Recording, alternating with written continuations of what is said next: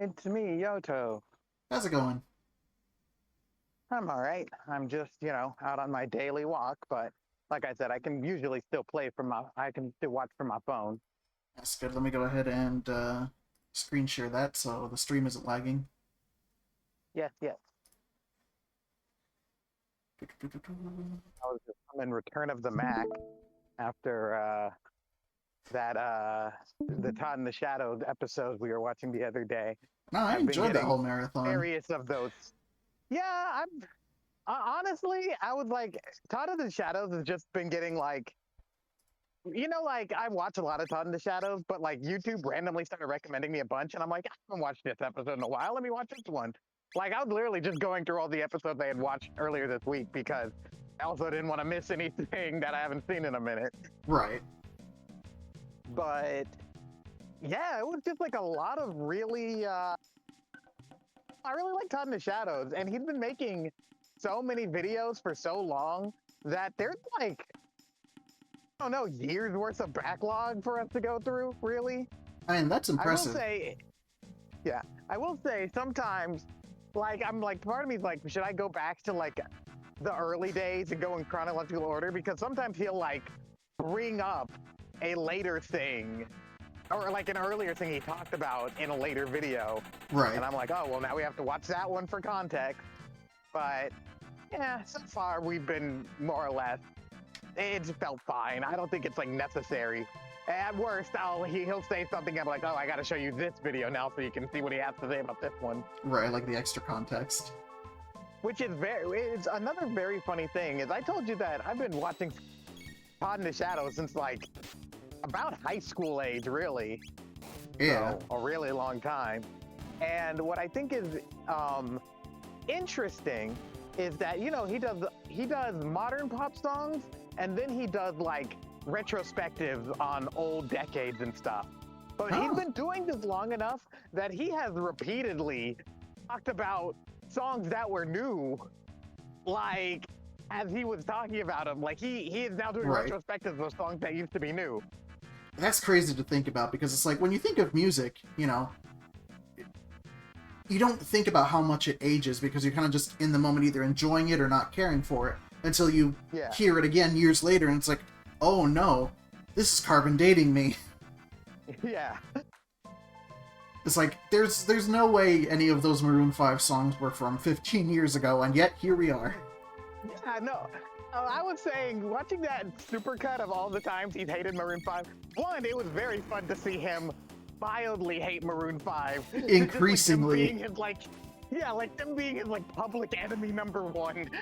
It's like everything is happening and it's their fault. Every single time Adam Levine showed up, he was just like, oh my god, I hate this guy. He really is in misery. Like, I don't know, like, I don't even have that strong of an opinion about Maroon 5, but that's the fun thing. It does make me kind of like Todd really did make me see like, okay, these guys gotta do stuff. Well, I mean, it's funny because it's like, there are a couple of songs from them that I do enjoy, but then it's like, what do you mean this was from years ago? What do you mean? I could have sworn it was from a few months at most. I guess not.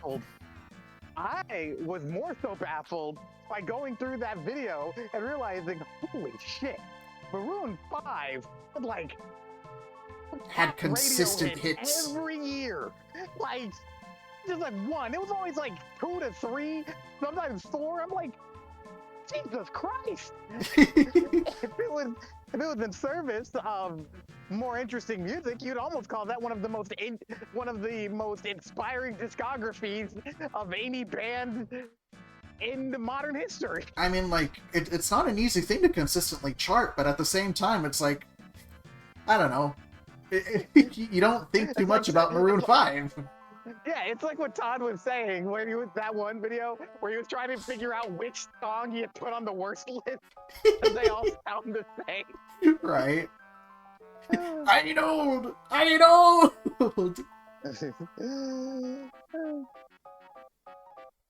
No, but I do very much enjoy that channel. I like when it shows up every now and then on your streams. It's like, oh yeah, I haven't heard this, or I have heard this before, and I didn't know it had that much significance, Yeah, the one-hit wonderlands are really fun, especially because you don't really think much about like one-hit wonders.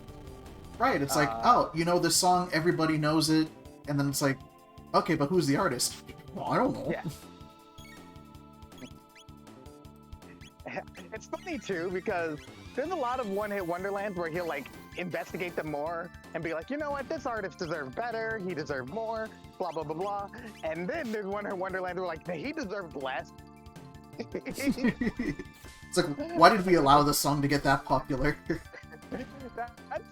There's a few of them like that. I think that's how he came away from God, why can't I remember what it is called? Oh, Rico Suave. Oh. Shoot, which song did he do? Rico Suave. That song, I don't remember the hook or anything. Dang, I thought I could walk past him. But yeah, like after when Todd went through his discography, it's like every other song was like try hard, late 90s misogynist, trashy rap, and Todd was like, this guy actually deserved worse. Like his career didn't go anywhere and it deserved to, but I honestly think he should have made negative money. He should have even had his one hit. You should have been paying me to listen to these songs. There's a lot of that out there where it's like, dang, I wish I could have been paid to experience this. Yeah. You know, I sometimes think I can be a little bit too cynical at times, which, you know, I try to keep in mind. So it is very rare that I just listen to something and I'm just like, oh, this is the worst, actually. Right. And same goes for movies. Remember when I made us watch Sucker Punch, and I have another group of friends I really want to subject to Sucker Punch because you want to watch Sucker Punch more than once? Oh, my hatred sustains me. I remember Sucker Punch, and this might not be true. I feel like Sucker Punch was the movie that made me realize that movies could be bad. Like, I just always assumed that, like, you know, if you have a big film with, like, a big director and it's got all these special effects, then it's just gotta be good. There's quality control. I'm gonna let the movie come out and be bad. I watched Sucker Punch and I'm like, wow, it's just like, none of this is good. Where did the budget go? Like, I know where the budget went. It's everywhere, but the acting, the directing, the right. It's kind of how I feel with a lot of like BlueSky's repertoire, where it's like they can make really pretty movies, but it's clear that they pay the artists more than they pay the writers, and you kind of need a balance with that. With Sucker Punch, it was like that's like the weird stance for me to take as an artist. Right. Like, you should pay artists. In fact, I think they get 90% of the money, but but we got to make sure that the presentation still has something that's being received to the audience, you know? Yeah. Like, I was explaining to my friend, the one I want to show, Sucker Punch, how bad Sucker Punch was. And she was like, oh, but isn't Sucker Punch, like, a commentary on, like, you know, the sexual exploitation of the burlesque industry and stuff? And I'm like, oh, it is. It's bad. It's like, there's commentary on something.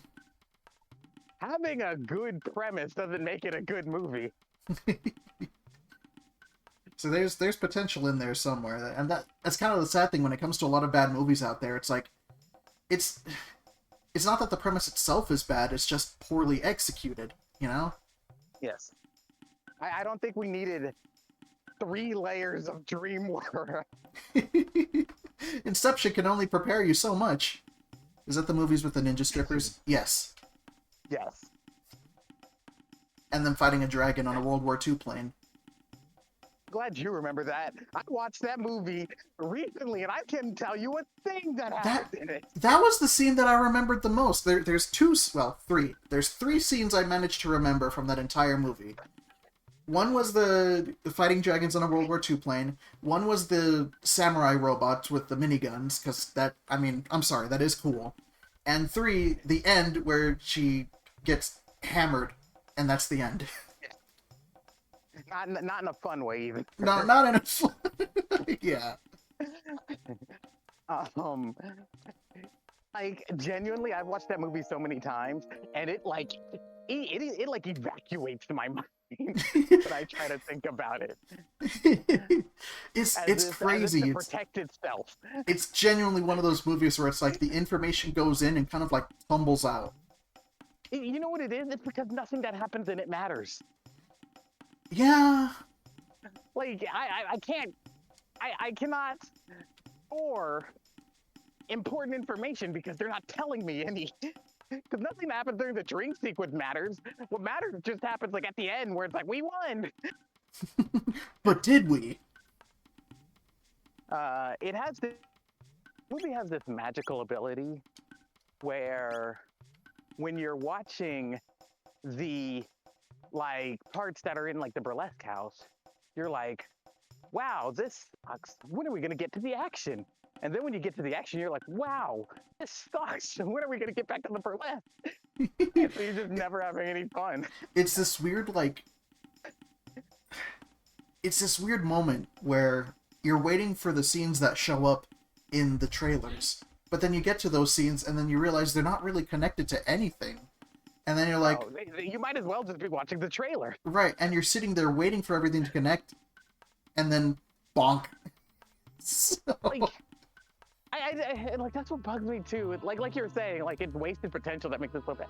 It's like every single idea in this movie is that she disassociates into like fantasy worlds to escape where she is at any moment.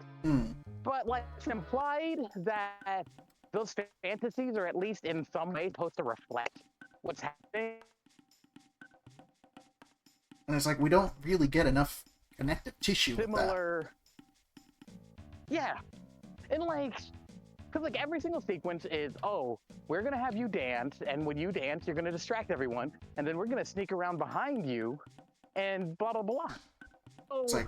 if I'm making like a dream sequence based off of that, I would make it so that like she is like Beatrix Kiddo in Kill Bill, and she's taking on like all the, and as like the distraction, while her other friends are like ninjas going behind and like, you know, doing espionage stuff. Right, like the things need to like, have substance. They need to have meaning. Yeah, so I'm looking at this, I'm like, oh, okay. This is how she is choosing to see her role in all of this. Like, she is capturing their attention, so in her mind, she's like a samurai who's like fighting them all off while her friends do the important stuff. Oh, it's just like everyone's fighting like giant robots, or they're like in a weird World War II steampunk. There's a lot of neat aesthetics that don't have any actual meaning besides, wow, this looks cool. And unfortunately, that's not enough to make a movie. You know those posts like this could have just been an email? This could have just been a drawing. This could have been a TikTok. Yeah, like this could have just been a drawing, and I've been like, man, this concept is so cool. I'd love to see a whole movie about this. And then I just don't get that movie. Instead, I do get that movie, and it's the worst thing ever. It's the megalopolis of aesthetic design. I'm sorry, I spent this entire stream just talking about how bad Sucker Punch is, but like, let me just say this. I will never understand the people who are like Snyder bros, because that movie disenfranchised me with Snyder early on. It's like, people watched that movie, and then executives sat down and said, yes, this is the guy we want in charge of Superman. Yeah. Isn't that crazy? Anytime, like, and that's the thing. Everything that's bad about that movie is what was bad within the DCU. It's like way too much slow motion. There's like no color palette, and the color palettes that are there suck. The action goes on way too long, and it's not engaging at all because there's no stakes. Mm-hmm. The plot doesn't make sense, and it's convoluted and overwrought, and it really thinks it's clever, but a middle schooler is like, yeah, I get it, man. It's like, you do you, I guess. Yeah, like that's all of his movies. Like, is that why people think he's really good? Because they don't have really strong reading comprehension, and so they think the things that he's saying and doing are actually like really deep twists on the genre that aren't millions of years old. I'm sure it's made by thousands of better writers than him. I mean, I'm sure it's a huge twist for people who, you know, don't really think. I'm trying to be nicer about it, but it's like, you know, after seeing these movies and then seeing, you know, other directors doing their interpretations of the same heroes, and it's like, wow, this is fantastic. What happened? You know? It is crazy going from Zack Snyder's Superman to James Gunn's Superman. It's like that SpongeBob meme. It's just like, that's what we've been for. And it's even more baffling because even before then, like, I have all of my chat to back me up. You watch the cartoons and it's like, why didn't they get any of the writers from the shows? Because they know what they were doing with the character. Even on a TV budget. Yeah. None of the writers from the show, none of the writers from the comics. Like, Superman has had a lot of good people handle him. Right. And it's like, nah, man, Zack Snyder. I actually don't know who was on the writing. I'm sure Zack Snyder didn't just do all the writing.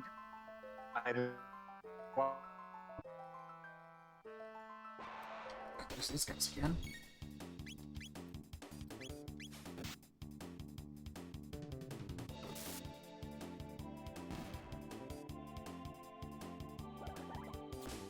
Get this guy. Okay.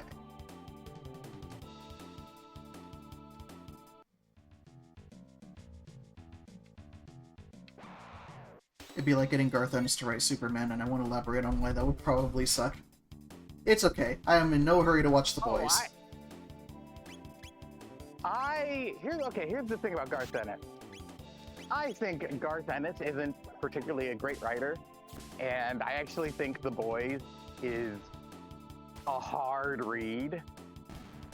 But also, I'm not mad that I read The Boys. I mean, like, The Boys isn't great, but I can't say I didn't enjoy my read as just a little trip into Edgeland. Dipped your toe into the edginess. I think my biggest gripe was how... I was gonna say, like, I think my biggest gripe with Garth Ennis is that for most of the run of The Boys, he portrays superheroes in a very black and white, like, they're just all douchebags kind of light. And I just find that so, what's the word I'm looking for? Cynical, that it just doesn't make it enjoyable. Like, it's fun, the idea of, like, just a group of dudes who just, like, put superheroes in their place because they're, like, getting, you know, kind of too big for their britches. Like, I think that's a fun idea. Right. I just think there's just so much bitterness in it and so much, like, unnecessary edge and, like, sex jokes and shit jokes and, like... Garth, chill, man. It's a very, this was made in the early aughts comic. It's like, oh, I can write my own Watchmen. Check this out. Yeah. Like, there's genuinely stuff in the like, it's why my favorite part of The Boys is this one section where Butcher is suspicious of Huey because he thinks that Huey might actually be working for the Supers because he finds out he's dating a superhero, which Huey doesn't even know that she's a super. And so he sends him on, like, a fake mission to watch over a team called Super Duper. And Super Duper are really interesting because it's like a superhero team that is all just, like, special needs. Basically, It's just special needs people who got superpowers. So, like, there's one lady who is their caretaker who has superpowers and is sort of watching over them. And then Super Duper are all just trying their best to, like, you know, do their thing. And, like, there's some tasteless jokes in there. Right. Like, genuinely, it was kind of a warming section. Like, it's just Huey helping these people out, and they're like, wow, Huey, you're such a nice guy, you know, come on later.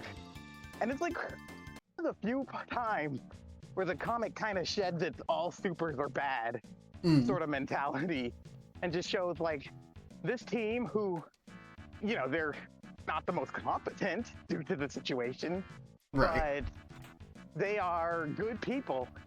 And there's a point where Butcher is actually going to like attack one of them because he has Tourette's. And so, you know, he starts yelling out stuff that makes Butcher mad. And Right. Huey is just like, no, stop, Butcher. He like gets between them. And it makes Butcher step down and like start reconsidering. And I think it's a really cool issue. And Right. it's like the last really good issue like that. And then it goes back to, oh yeah, this is why I wrote this. Yeah. I don't know. I really like that.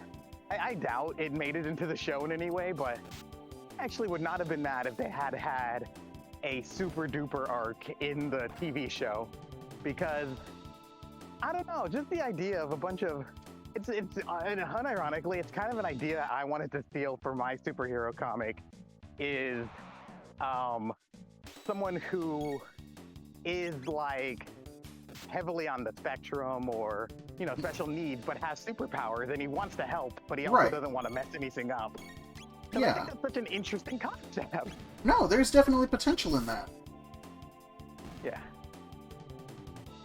Because it's like, I think one of the big things is, you know, the concept of, oh yeah, superheroes are only superheroing for fame and fortune and yada yada, and they, you know, lose the grasp of the plot. It's like, it's a premise that is interesting, and there's still ways to, you know, explore and go around it. But it's also really easy to fall into the same tropes and cliches, and then it kind of gets boring, you know? Because it's like, you look at The Boys, and then you look at My Hero, and then you look at, what was that one anime we saw? To Be Hero? Yeah, To Be Hero X. Yeah, it's like, that arc specifically gets really interesting, and it's like, man, like, it uses the exact same points as those other shows, but it uses just enough, it does enough differently to make it go, I'm invested, I'm intrigued, I want to see this world improve, you know? Just like a superhero, the kind that you always think in those classic comic books, you'd want to see improve the world, you know? That's sort of, I think that's sort of the issue with The Boys. Like, when we're talking about, what's it called? When we were talking about Sucker Punch, we were talking about wasted potential. I think the saddest thing about The Boys is that there's so much stuff in The Boys that I love. Like, I think conceptually, it's a really cool concept. I mean, that's why the TV show managed to be successful while also changing 90% of what was in the comic. But I think The Boys is a really interesting idea for a world, but it's so cynical that it forgets to really have a point. Right. It's like you can't just make things sad for the sake of being sad, because people get tired. People get fatigued. Yeah. Like, there's an ending, and I actually think that the ending is a pretty decent one, given how the story went. Mm-hmm. Actually, you don't care about The Boys. Can I just spoil how it ends?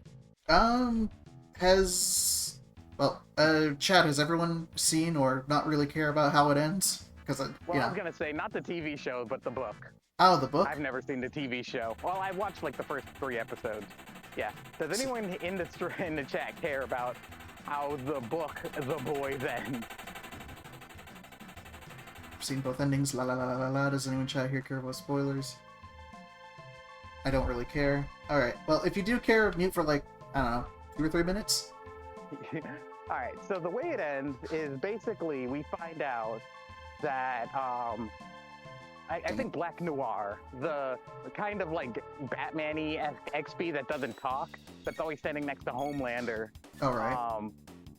He was actually a clone of Homelander. Basically, Homelander was so strong and so powerful that Vought was like, oh no, what's gonna happen if Homelander steps out of line? If he does anything bad, we need a contingency to stop him. And that's why they created Black Noir. He's like the contingency to stop Homelander. But what happens is that despite him being like a huge douchebag idiot, there's actually like pretty well corralled. Like he follows orders, he sucks at it, and he's a dick. But like he follows orders, he does everything by the book. And so now you have this clone of Homelander that is created with a very specific purpose of stopping him if he goes evil, who has no job, no purpose. He's just standing there doing nothing. And so he slowly starts to lose his mind and starts just doing like awful stuff because he's a clone of Homelander. Of so course. People are going to associate those bad things with Homelander. And then, you know, Homelander's going to go wild and he gets to stop him. That's the whole thing. Something, time is a flat circle. Yeah. I actually think that's a really fun twist. Because there's various points in the series where we'll hear about some awful thing Homelander did, or it's like, oh, Homelander did this whole thing and he tried to cover it up, or Homelander blah, blah, blah, blah, and we'll hear all this horrible stuff. And then, like, someone will bring it up to Homelander and he's like, yeah, I don't remember. And you think, like, it's just because he's done so much horrible stuff that he, you know, doesn't remember. But there's scenes where he starts doing bad stuff. Like, and he can't handle it. He starts breaking down and crying because he's like, I don't understand. I have of me killing people. And it seems like it's something I could do, but I just zap the guy in half, and it is destroying me. It sounds like me, but I don't remember having fun with it, so. Yeah. And I thought that was actually, like, of all the writing in The Boys, other than Super Duper, I actually thought that was a very interesting idea. What's even more interesting is that the only reason Homelander starts doing all of this crazy stuff is because of The Boys. Because if you know anything about The Boys, their whole MO is to catch superheroes in the act and then show them what they've done back to them and say, like, hey, you know, if you don't get your act together, we're going to put this out. So Homelander is seeing this footage that they're sending him, and it's also news to him. And so his crash out is kind of the boys' fault in a kind of a roundabout way. Right. But who's going to take responsibility for that? Yeah, I don't think the series ever really points out that it's the boys' fault, but I just think that's kind of an interesting edge to that. Like, if they weren't doing the things that they were doing, Homelander would have just kept being a yes man who did everything correctly just because he's got no spine and he's not going to mess with his cash flow. No, I think the twist doesn't work. Homelander was painted to be an a-hole and the main big bad for so long that only to find out most of the stuff he did was done by someone else, only to be killed off screen was en masse. Like, through that perspective, that also makes sense. I'm saying I'm saying it's a good twist. I'm not saying it was executed the best. I don't really like how quickly it's resolved. But, like, here's the thing. Homelander's a dick. Like, just granted, Homelander sucks. Right. But if you go back through the comics, you'll see that all of the really bad stuff is always stuff that isn't Homelander doing it. Like, there's like a difference between someone like being a bad person and like being a monster. And I think Homelander's a bad person, but not a monster. Like regardless of the Homelander killing people, he did still do the fucked up shit with Starlight at the beginning of the comic, which I won't go into detail about for the sanctity of your stream. Right. But like he still sucks. Like, he's still a monster, like not a monster, but he's still like a bad person. Right. Whereas, you know, when it comes to the group who's trying to catch superheroes doing bad things in the act, at what point do you call yourself a monster for trying to catch bad people? Yeah. I mean, the thing is that, like, not even that they're not doing a good service, it's just that they are doing that service for the wrong reasons. Like, it is purely an act of revenge on Butcher's part. Yeah. Just because, you know, he's just mad about what happened to his wife and brother and all that stuff. And, like, yeah, you know, people lose people. Unfortunately, it happens. Yeah. Butcher's whole thing is that his mentality is just really too black and white to be putting himself into the kind of position that he's in. Which is weird because he's, what, several dark shades of gray? But, what was I gonna say? Yeah, I actually thought that was kind of a fun twist. The other thing that the show is missing, from what I understand, I haven't watched it, so maybe it's in there. Is one of my favorite characters is like I don't even think he has a name, but there's like this employee of VOD America who just he's basically like their handler. Like whenever they're doing something, he shows up, he gives them the rules, he tells them what they're gonna do. Just emotionless, just a corporate businessman. And there's a chapter where Homelander talks to him, and he's like, you know, you're always surrounded by superheroes who could you in half with a thought, and I have never heard your heartbeat go over like, you know, whatever the heartbeat like thing is. Like, right. I can listen into your very heartbeat. I have never once felt you be afraid of me, and you know, he just kind of laughs it off as like, you know, this guy's kind of a stiff. Until like later when he's going on a murderous rampage and he flies up to his office to like kill him, and he's just like, wow, your heartbeat still has not gone up like all. And he's like, well, yeah, of course not. I'm not surprised by anything you're doing. You have never in your life done anything that would shock me. Right. And he starts trying to go on like this monologue, and he's just like, look, I don't want to listen to this. Are you gonna kill me, or should I just jump out my window? Like, what are we doing here? And I'm like, I love this guy. Rule. He's like, I've just accepted that this is just a thing that probably will happen. I don't care. I'm not afraid of you. You're a giant baby. Like every single person who had your power would do the same shit you're doing. You're not interesting. Which is almost kind of an indictment on the writing of Homelander in general, because yeah, the whole point of Superman is that most people would be evil if they had Superman's powers. Isn't it unfortunate that you have writing that ends up contradicting itself?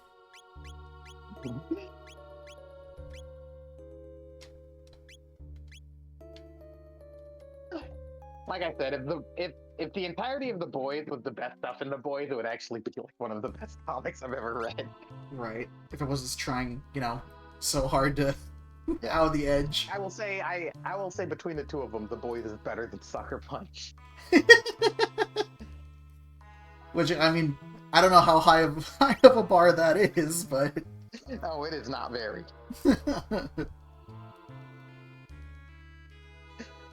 There's not a lot of stuff I would say is worse than Sucker Punch. Usually stuff is just equal to Sucker Punch. Getting Sucker Punched is equal to watching the movie Sucker Punch. Hey, you want to watch a movie? There's one I had in mind. About the same thing as the quality. Thanks for your time. Anyways, how are you doing in Chrono Trigger? I'm just kind of yapping. Well, I know there was a side quest that I came here for in Ayla's timeline. And for the life of me, I can't remember what I'm supposed to get. So now I'm looking through here and making sure that I didn't already get it. And I'm...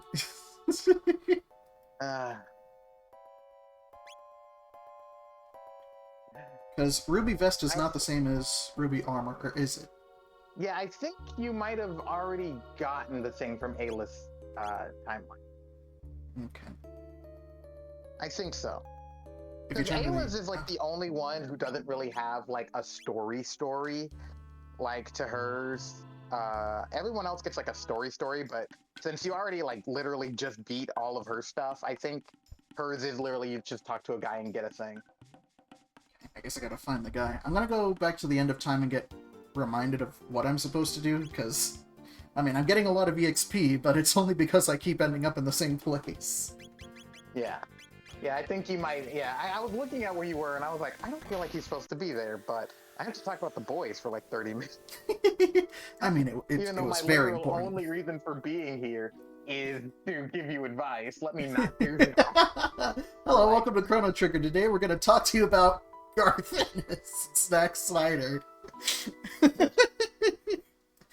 Those are the two people we recommend for the film adaptation of Chrono Trigger. I better not jinx that. Listen, here's the thing. That sounds awful, and it would be. I'm genuinely intrigued. I'm like, no, wait, hold on. How did they fuck this one up? I need to see that. I don't understand. The game had so much hype moments and aura. Wow, they managed to make everything lame.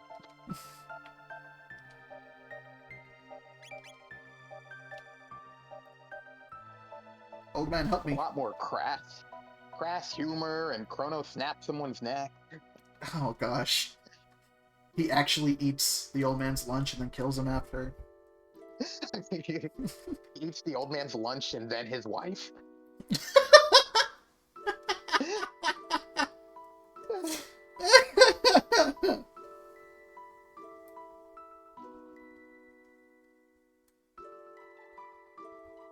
The whole movie is in slow motion. You're gonna want a Chrono Trigger just so you can eat it the fuck up. But to some weird Norwegian chanting. Some people like how Zach brought Jimmy Olsen in the movie just to kill him off in 3 minutes. God, that pissed me off so fucking much. Jimmy Olsen! Jimmy. Superman's best friend! Popped! Forrest brought back to life. If you're writing a script for a Superman movie, and like you're like, all right, and what if we kill Jimmy Olsen like right at the start? I'd be like, look, man, if you don't want to be here, just don't be. Like, if you don't want him here, then there's easier ways. Just don't bring him in. Yeah. Just have him be off screen, or like having fun with this Superman idea. Like, who kills Jimmy Olsen? Like, are we gonna shoot Crypto in the face next? Like, what are you doing, you monster? It's kind of the way I look back at the Scooby-Doo movie. It's like, what kind of monster makes Scrappy-Doo the villain? Fuck you. James Gunn. I have so much nice stuff to say about James Gunn, but like, I actually think the Scrappy hate is like overblown. Like, come on. Isn't it crazy that one person can write one thing one certain way, and all of a sudden, that's how people know that character for decades? I mean, how long did it take for Aquaman to finally shake off his super friends vibe, you know? God, I feel like he's still kind of paying back tax. Like, he's just now getting, like, cool again. But, like, it's only been, like, the last 10 years. Right. And it's crazy because, again, you know, he's an interesting character in the Justice League cartoon. I really liked him in when Jason Momoa was playing him in the DCAU. So it's like, I don't know. I don't like how overly hairy the new Aquaman are. you like your fishmen smooth. Yeah, they need to be hydrodynamics. You're right. You're so very right. There should be a Bishonen.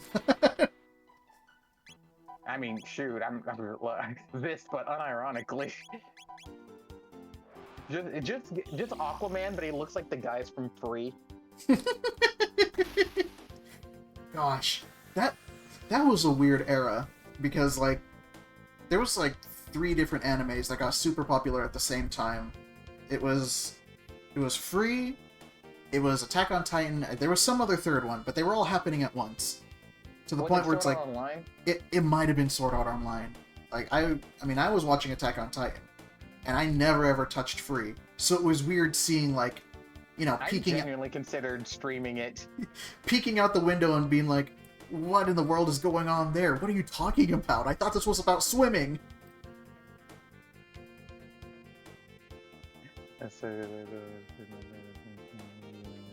I'm just catching up in chat now that I'm finally home. It's all good. For the bed, sure, I hate it when it can't. That's what he's aiming for. The worst of it. The Boys isn't the worst thing Garcen has seen written yet, no.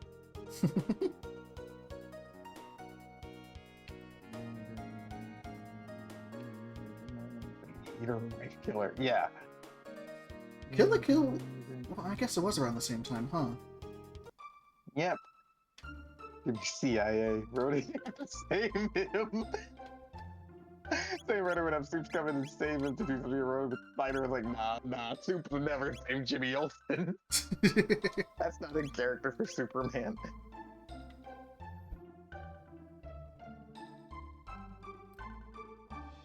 Why are we letting Spear pilot? Man, the controls for the Epic, despite being like a flying time machine is Right. it is actually like really easy if a literal fucking cave woman can do it. Well, I mean, yeah, you want time travel to make sense, right? You don't want to get lost in a black hole for no reason. Like that dial that we have on our screen that just shows like past, future, end of time. That's literally what's just on. Like, all the controls are kind of like shaped like toddlers' toys. Yeah. Spin the wheel to time travel. Like, ah, yes, Miam get it. Miam understand.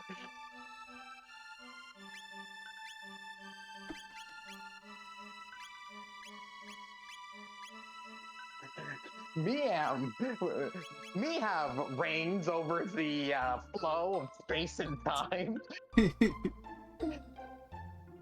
I do not control the flow of which sand go. Miam hit Reptite with stick and then change history from time immemorial. Can you animate over doing that shuffle? Please remind me later. I do want to draw my characters doing more silly sprite stuff like this. Alright, have you figured out what to do yet? Well, the old man said there was 2 things going on in the Middle Ages. I'm trying to figure out where that would be happening. Yeah, go over to where, like, there's all that dirt and stuff. Oh! You're gonna want to go down there. How did I miss that? I don't know. I'm good at this. Oh no! Where am I going?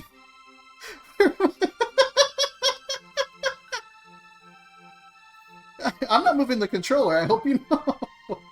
No, yeah, you're just getting sucked into the thing. I think you're gonna have to go down there. Let's do it.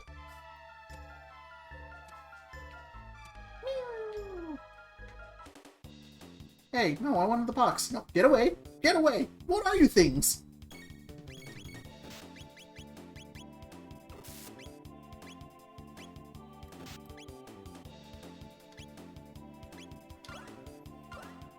What on earth?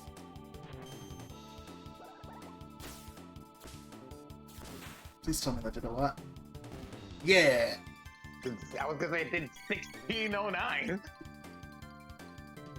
I mean, I don't know how much life point inflation has gone up, but I think that's a lot.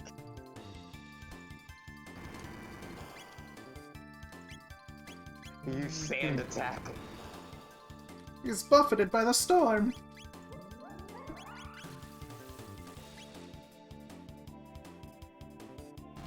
Okay, cool. Yes.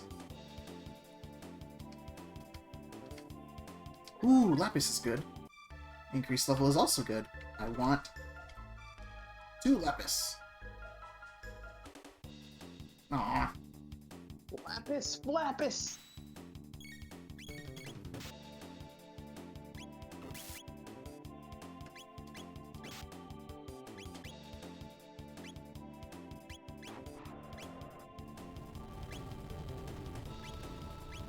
Oh, breath. Oh. I just love that the tail just kind of comes down and wiggles at him. Like it just does not to me look like it is attacking them. It's just, hey, look at this! Woo! They're mesmerized. Ow, that hurt. Seeing that tail killed me. Oh my gosh, I'm being hulked. Be nice. And that counter thing is so good on Ayla because she does so much damage. It is wonderfully satisfying.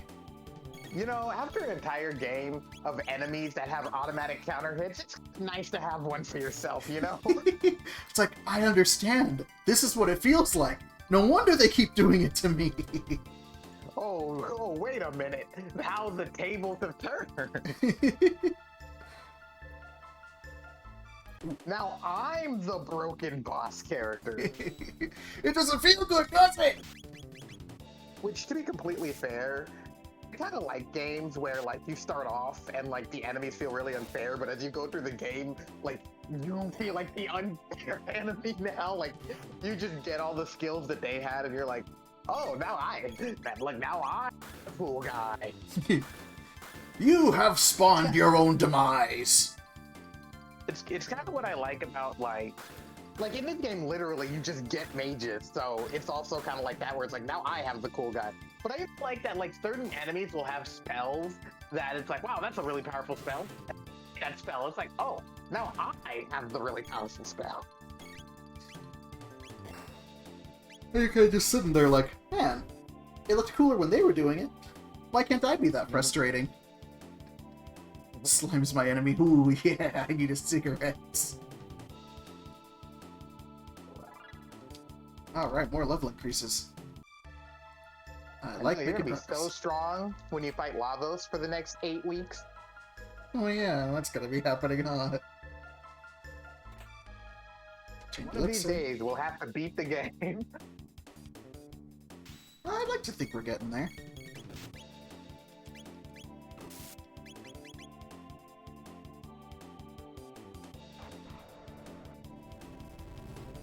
Oh, my Wiggler.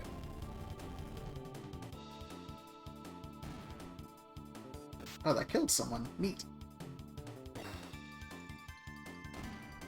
Yeah, these enemies are like huge damage sponges. Well, that means we get a decent amount of EXP at least. Yes. So I'm happy to see that. Oh, I'm missing a box. No, stop spawning these worms. I just want prizes. If it makes you feel any better, your mission is literally to kill all these worms. Well, I guess I'm here to do just that. Yeah. Like, if you did not kill all these worms, then you would not be able to progress, so... Oh, you missed a couple in that sand. Oh. Yeah. And then the future refused to change. Oh, brother! Like, trying to go have fun now. Well, thanks for coming. Gimme, gimme, gimme, gimme, gimme. Ooh. Aeonian see, suit? you got an Aeonian suit. You wouldn't have done it if you didn't kill all those worms. And that would have been most unfortunate. I think that's... Okay, no, I missed a couple, I guess. They were waiting by the exit, like... Oh, or you think you could just walk out like shit is cool? That was some Mario and Luigi ass shit. That's another game I would like to attempt playing.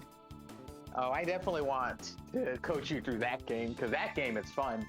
And almost like the exact opposite way that this game is. It's a lot simpler, I'll put it like that. Shoot. Everything's gonna respawn now. No! Maybe. I can't remember, but maybe. No, you're good. Okay. Oh no. A sudden earthquake, perhaps. Oh dear. That doesn't look like a buddy. That fell beast is what changed slow to sand. But engaging monsters capable of moving through the earth is against all logical protocols. I should probably heal. I was gonna say, he was just like, hey man, what if we didn't for one? I don't have anything to really gain from any of the stuff we're doing. Like, could we just, like, not? We could go anywhere else, man. You know what? A lot of, like, soldiers, like, who do this for a living. We just point them out here. Where's be the advantage? We don't need to take them on.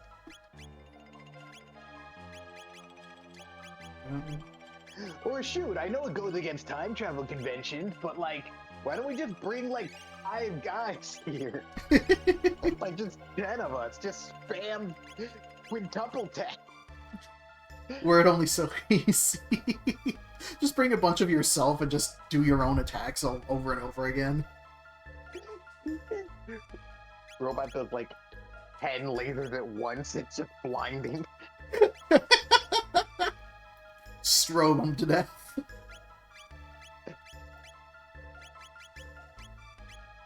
Just a non-stop torrent of lightning coming from Chrono.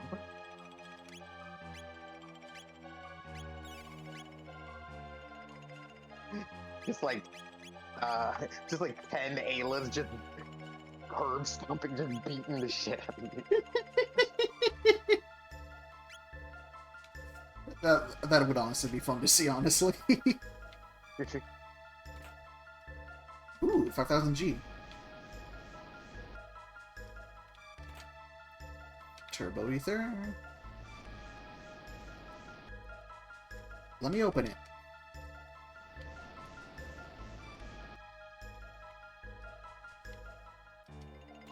There we go. Helm. Muscle ring.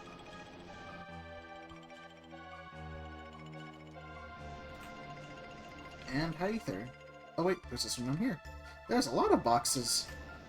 I'm just gonna say it. Usually when you see a lot of items before a boss fight, that means it's about to not be fun. I just need to find him. Right, yes! Oh, okay, you're a whole person. Yeah, he made it whole. He's a whole person.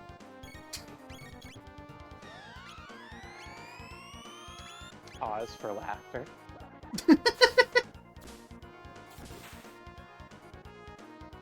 Oh my god, that did so much damage. Guys, I think we might have fucked this guy up a little too much. I think he's already dead.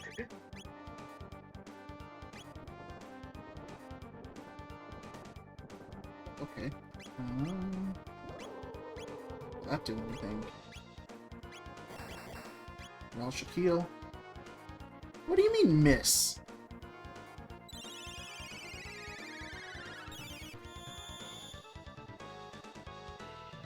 I guess maybe like his parts are like so spread apart that he's like dodging you or something. I don't know. Can't trust these skeletons. Maybe you need to hit him with like a special move or something? Maybe.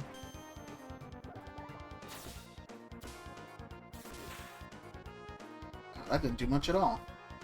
I was just saying, not the damage we want. Alright, I'm gonna go look at this guy's stats, see what smarter men than we have discovered.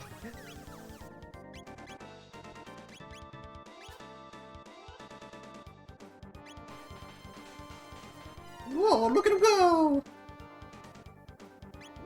The way his arms are and the way his legs are, I'm just imagining him doing like that fucking like 80s like dance, like or not 80s, 90s like hammer dance, like the Boogie Wonderland. Stop, hammer time. Two kobolds in a trench coat.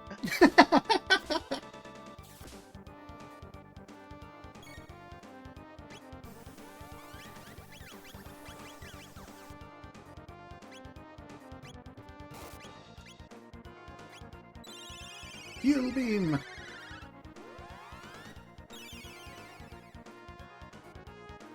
There we go, that's a decent amount. I need you to... Hey, come back! Oi!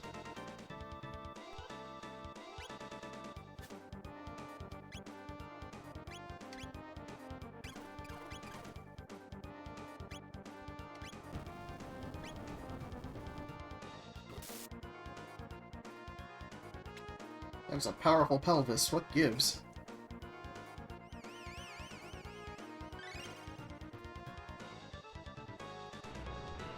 Hey, no, don't do that.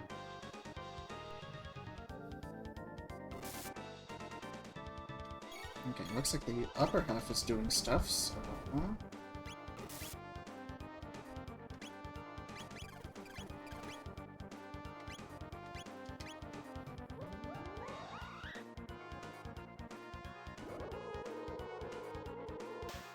Go, my caveman! Okay, so from what I'm seeing is water magic or fire magic significantly lower his defense.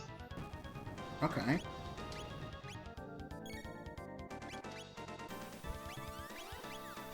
You come back to life. You... Water.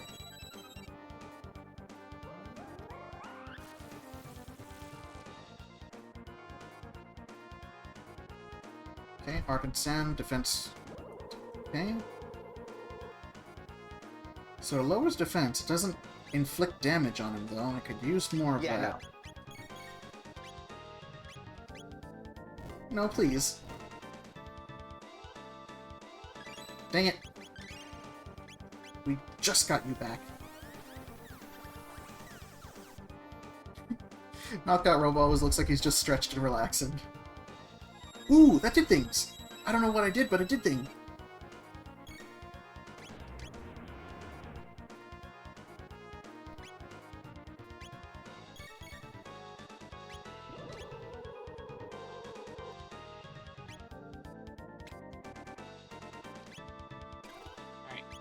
But it says you're gonna want to prioritize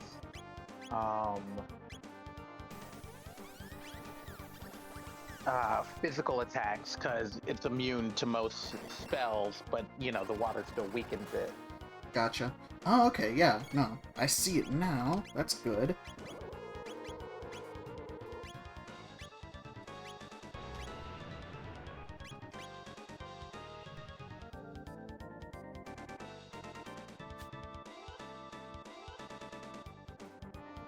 Okay, I guess that's a miss.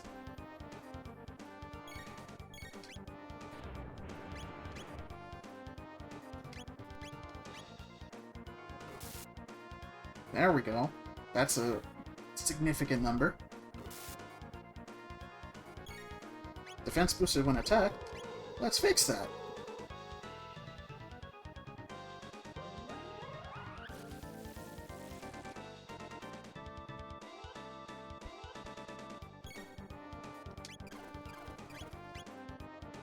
Don't. Yeah.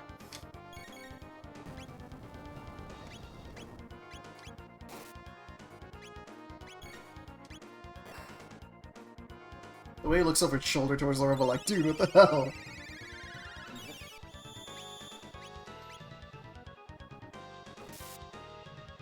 There you are, just standing yes! right out of my peripheral vision. Alright, now it would be really embarrassing if you got killed by a pair of legs. That would be. Let's try not to do that.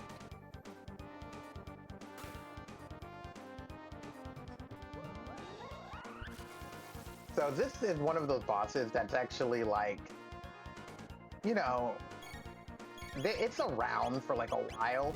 Mm. I say that to say that at this point in the game, as strong as you are, I mean, you're still like, I'm not saying you're struggling, but you're like, you know, you're still like having a time with it. But you know, you've fought way harder bosses that are way more unfair, and I think that's because this boss is a boss that you could have fought earlier in the game. Oh, okay. Like I'm not trying to say that you're bad at the game or anything, but you're pretty definitively about to beat this on like your first go round. Well, it's not counting our chickens quite yet. It's true. Soak up this guy. I do kind of like. Stop killing my robot! I do kind of like the idea that he, the reason why his defense is lowered is because when you harden the sand, it makes it more of like a hittable target. Right. Like loose sand doesn't really hold damage very well. There it goes. It's kind of the same principle as Luffy's fight against Crocodile. Did Eiichiro Oda steal from Chrono Trigger? The scoundrel. Electrocute! We have neutralized the source of the desertification. We should inform Madame Fiona. Shrek's gonna be stoked. Yeah, bro. The trousers have become sentient. Yeah, she's in a house near the pit you're in. Okay. Just gotta find my way out. It's up. The direction you came from. Oh.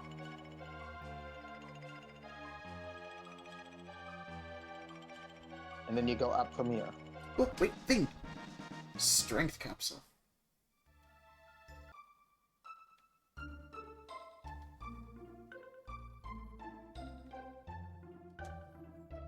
Thank you for dealing with those foul creatures. Now I can set to work replanting again. Alas, I fear it will take ages to plant enough trees to reforest this land. Oh, if only there was someone who could toil for centuries on end, then these wastes would truly be green again. What do you think? I could remain here and assist Ben and Fiona, and you could come retrieve me here once my work is complete. Is that alright? May I stay behind and help? Well, I guess. Look at him go!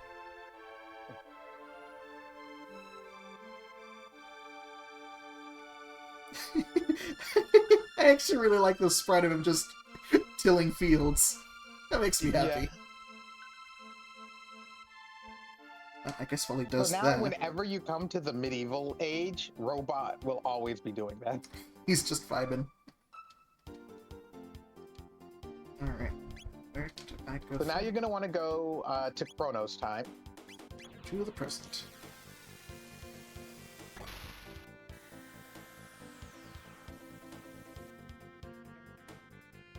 Huh.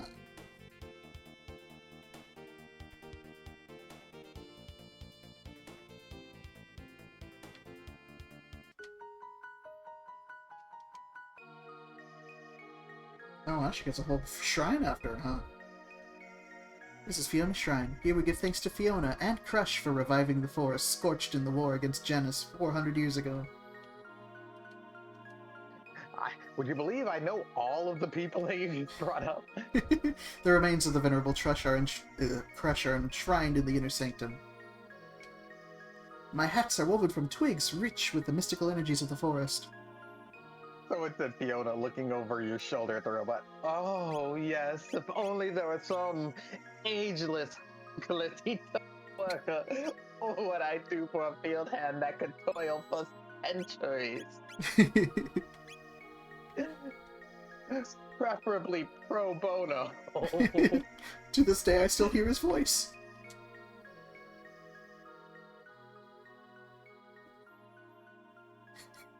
Hey, I know this is a respectful and highly reverent shrine, but we're just gonna take this, okay? This is our buddy. Yeah. I just realized that since Crush left your team, you just threw... I can't remember what we renamed her, Marl, in there. Yeah. It's like, hey, we have a spot open. Come over here. Catch some sunlight. Systems reactivated. Where am I? Oh. Spear, how nice to finally see you again. Only a few moments may have passed for you, but I have been waiting for 400 years. However, my efforts were worthwhile. The forest is restored. Now shall we celebrate our 400-year reunion?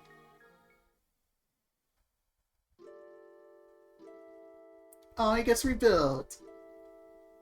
I realized something during these past 400 years. I believe we may have been incorrect in our assumption that Lavos was responsible for the creation of the gates. What do you mean? It is not a certainty, but I have come to believe it is possible that some entity wished for us to witness these events. Perhaps it wanted us to see all these various ages. Alternatively, it may have wished to see them for itself. It seems almost as though it was reflecting on the days of its past. Spear, no. Person dies, see life pass by. Elders say. Before death claims a man, he is made to bear witness a second time to those memories engraved most deeply upon his heart. There may be fond memories among them, yes, but often as not, the ones which grieve us are the most profound. It's weird that we see the whole group together like this, and I'm just saying, if we can do this, we should be able to fight together. I'm just saying. I know, right? Imagine all of them, you know, punching Lavos' face in. I thought if all of us showed up, it would create a time paradox or something, you dick. Actually, no, it was only if we time traveled together, so why aren't we just doing teams of 3? Let's jump them. Oh, we can't interact in fights that would cause a paradox, but camping? That's okay. We'll roast marshmallows and we won't destroy the fabric of the universe. Knowing the end is approaching likely reactivates dormant feelings of regret and desire to return to moments in the past. Do you suppose that will happen when our time comes? Probably. Who knows? Is there a point in time you'd want to return to, Alphys? But no, not really. I'm sorry, I probably shouldn't have asked. No, it's okay. It's just something I don't like to think about too much. The premiere of Spider-Man 2002. Oh man, I will say, I mean, the closest thing you can get to that is when they re-release it in theaters, and that is so much fun.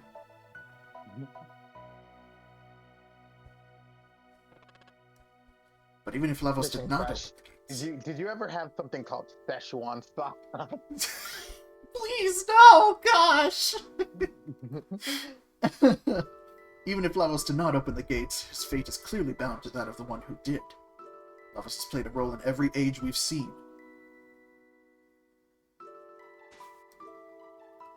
Who do you think it is?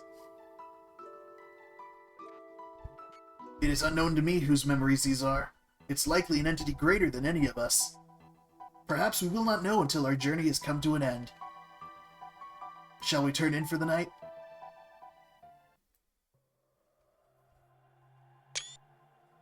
There we go, that's a good full shot of everything. I know, I like it. I like these guys.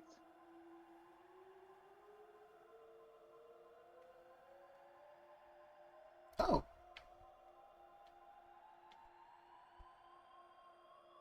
Look at me go! Zooming. I'm about to turn this into a one-player game. I'm gonna kill Lavos all by myself. Check me out, it's my turn. Oh. Right, so Potoo. Yeah. I will not spoil this. However, I will say, during this part, just try to stay locked in, okay? Oh. Do I have a save point before I do anything? Oh dear. I really need a save point. Oh no. Nope. You gotta raw dog this, brother.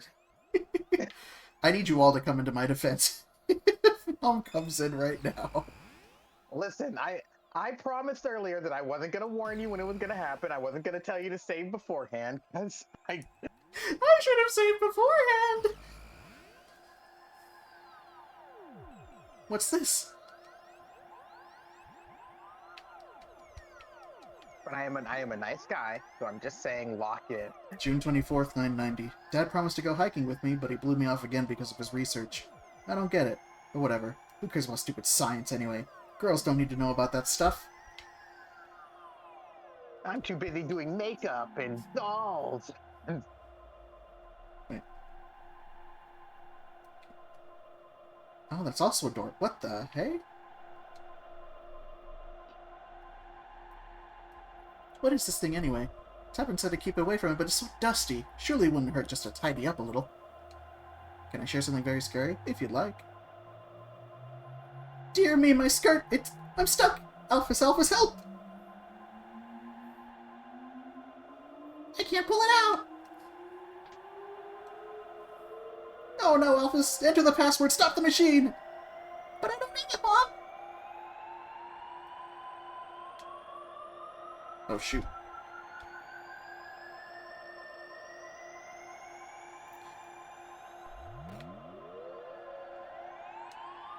Password to shut down the device is the name of my one true love. Use it in an emergency. Tavern. What's the name of the one true love? Oh no!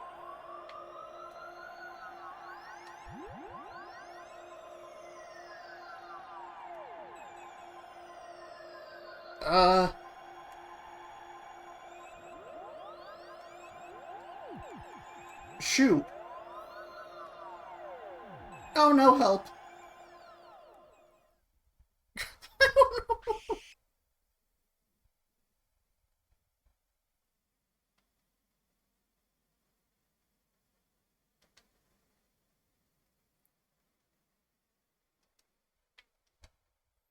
July 1st, 990.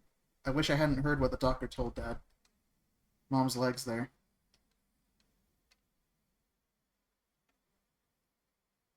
If only I'd known more about machines, then Mom would still be okay. It's all my fault. Shoot. So, anyways, Clavon's wife, Luca's mom, her name is Lara. Aww.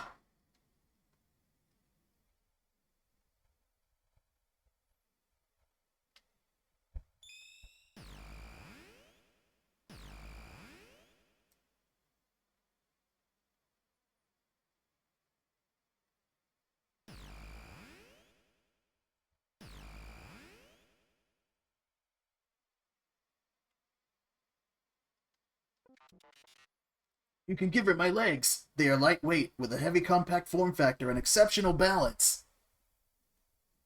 You could mount some treads on me instead. Anything would be fine.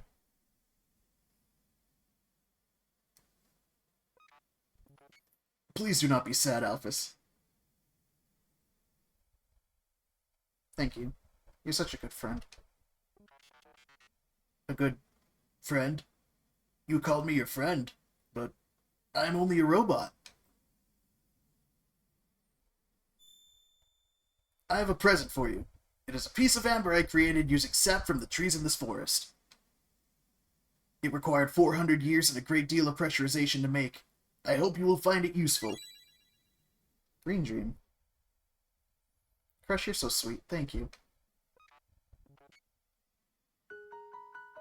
Shoot. So yeah, anytime you go to Luca's house, you'll always see that Lara is like sitting in a chair somewhere, and that's why she can't walk. Oh. Oh, heck. Well, I guess this is a... Well, I wouldn't say good place to stop, but... Yeah, I was very tempted to just give you the answer, but I'm like, no, it has to be authentic. Right. Dang. Oh well. Well, we'll stop here and we'll make some more progress, hopefully later in the week. Since we're going to keep things small this week, I should have some time to do more gaming later on, so... any questions before I head off?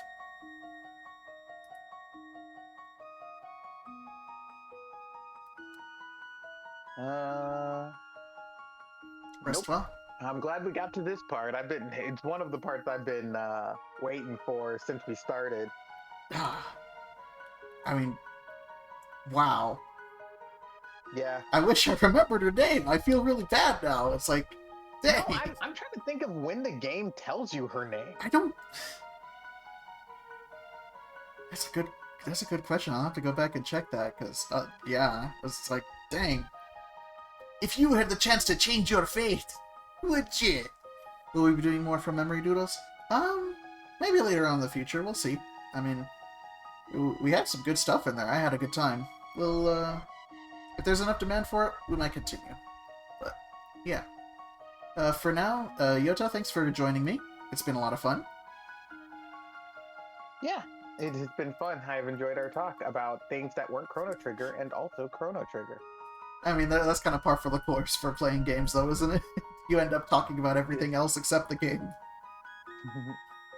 But yeah, well, I'll catch y'all tomorrow. Oh, I will also say, on this version, it gave you like a keyboard.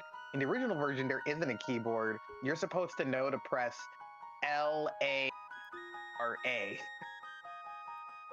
How's any kid supposed to know that? I mean... on the NES pad, L-A-R-A.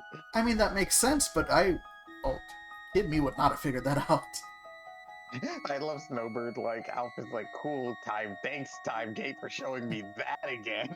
Nothing like, opening up ripe old wounds, right? Yeah. Well, have a good night, everybody. It's fine. I got to not save my mom twice.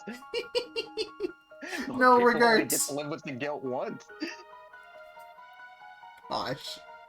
Now I get to live with the trauma that I couldn't remember my mom's fucking name. What do you mean you didn't remember her name? I thought it was just Mom! I've been calling you Mom my whole life.